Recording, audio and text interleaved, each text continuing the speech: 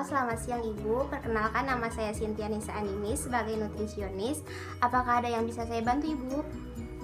Saya ingin bertanya bagaimana kaitan diet keto dengan penurunan berat badan, karena yang saya baca diet keto ampuh untuk menurunkan berat badan, dan jika memang itu direkomendasikan bagaimana cara melakukannya. Sekian, terima kasih. Baik Ibu, terima kasih atas pertanyaannya. Di sini saya akan mencoba menjawab terkait diet keto ini direkomendasikan atau tidak dan bagaimana cara melakukannya. Pertama-tama, diet keto itu adalah orang yang melakukan diet yang hanya mengkonsumsi lemak dan protein tanpa karbohidrat. Artinya, karbohidrat sendiri ini tidak dikonsumsi, yaitu seperti nasi, sayur-sayuran, buah-buahan itu tidak dianjurkan dalam diet keto. Jadi, untuk orang yang melakukan diet keto ini akan mengalami penurunan berat badan secara drastis. Namun, penurunan berat badan ini tidak secara sehat. Dalam melakukan penurunan berat badan ini, Ibu harus melakukan secara sehat. Artinya, dalam melakukan diet keto ini, dari sudut pandang gizi sendiri, perlu adanya dasar-dasar atau syarat-syarat, yaitu sebagai berikut. Baik, untuk poin yang pertama itu, jika orang yang mengalami obesitas ingin melakukan diet keto, itu harus dalam kondisi sehat. Dalam artian kondisi sehat sendiri ini di sini pemeriksaan labnya itu bagus, seperti kolesterolnya normal, trigliseridanya normal, asam uratnya normal, lalu yang terpenting itu fungsi ginjalnya baik. Jadi poin pertama ini terlebih dahulu harus dilakukan pemeriksaan kesehatan. Baru jika pemeriksaan kesehatannya itu baik, boleh melakukan diet keto. Lalu untuk poin yang kedua, diet keto ini tidak boleh dilakukan lebih dari 6 bulan ya Bu.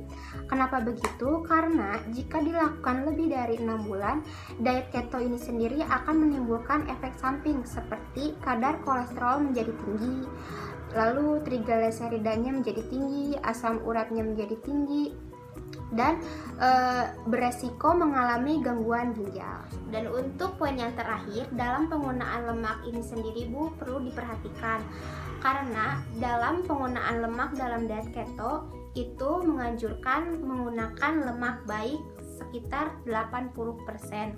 Lemak baik ini sendiri contohnya terdapat dalam ikan-ikanan. Ikan-ikanan ini mengandung asam lemak omega 3 yang baik untuk tubuh. Lalu ada kacang-kacangan seperti kacang kedelai, lalu ada di minyak zaitun dan buah alpukat. Jadi menurut saya Bu, diet keto ini direkomendasikan bagi orang-orang yang telah memenuhi syarat-syarat yang telah saya paparkan tadi. Karena dalam melakukan penurunan berat badan diperlukan perubahan pola hidup. Untuk melakukan perubahan pola hidup itu sendiri dibutuhkan motivasi. Maka dari itu kita perlu berhati-hati dalam melakukan pola diet keto ini. Karena jika tidak dilakukan dengan baik, berat badan kita ini bisa kembali seperti semula atau mengalami kenaikan berat badan.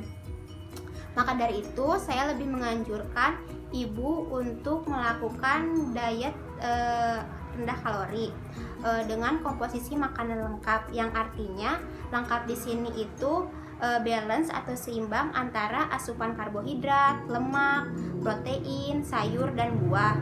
Dan yang terpenting itu Ibu selalu menjaga pola makan dan rutin beraktivitas fisik kurang lebih 30 menit. Baik, segitu saja pemaparan dari saya. Semoga pemaparan saya dapat menjawab pertanyaan Ibu tersebut ya Bu. Semoga bermanfaat. Terima kasih Bu.